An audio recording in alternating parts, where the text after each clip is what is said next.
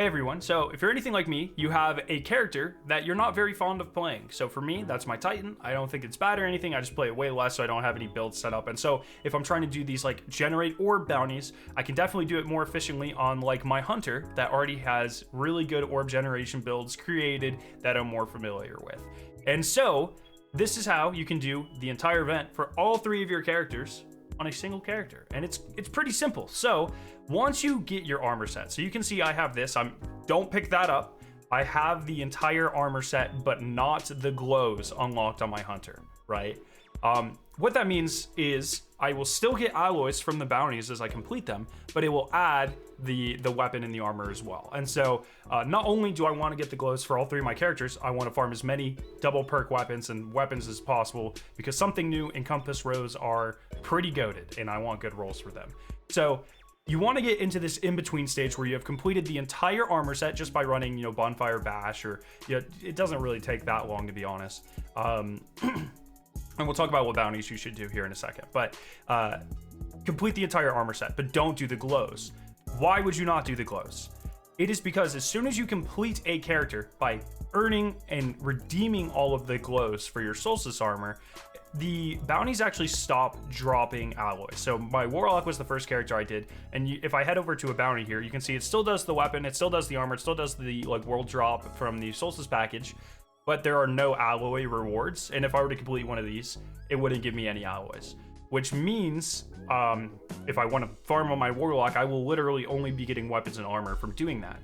But since I completed only the armor on my Hunter and I did not do the glows, that means I can farm weapons on my Hunter and I can farm alloys on my Hunter. So I can farm up enough alloys to get the glow for my Hunter, so 50 each, which I'm really close to, and then I can go ahead and do an additional 150, enough to get to my Titan's armor and glows, and then I just hop over on my Titan, do 2 quick runs, and I'm done with the event. That is what I highly recommend doing if you have a character that you do not want to play, because then I have to go over to my Titan, I have to set up a build, and I have to learn it, and I don't really think there's as many efficient Titan orb builds anyways, so this is just what I'm gonna do. Now, what bounties are most efficient? What do I prefer to do? What we did is we did a lot of these limited, like the triumphs, just completing them to get the guild or the title or whatever you need to do. And then now I'm just running Bonfire Bash, and I'm picking up any of these, generate orbs of power, subclass, or prismatic, and doing those. Once I get enough silver leaves, what I'll do is I'll keep re-rolling, or if it just randomly happens, I'll pick it up as well until I get a dungeon bounty or complete a GM Nightfall bounty. Those are the only two I'm really interested in. There's also the 3000 score Nightfalls. This takes on average 1 GM and 1 regular Nightfall, like the lowest level, whatever they're calling it now, expert or whatever. So it takes a little bit longer, so I'm not really as interested in those. And then that's the GM one that you can pick up. This is the dungeon. I would just pick one and go with it, or you can have a combination of both. There's also a raid one where you have to do 2 raid encounters. There are LFG groups running like Callie's really quickly.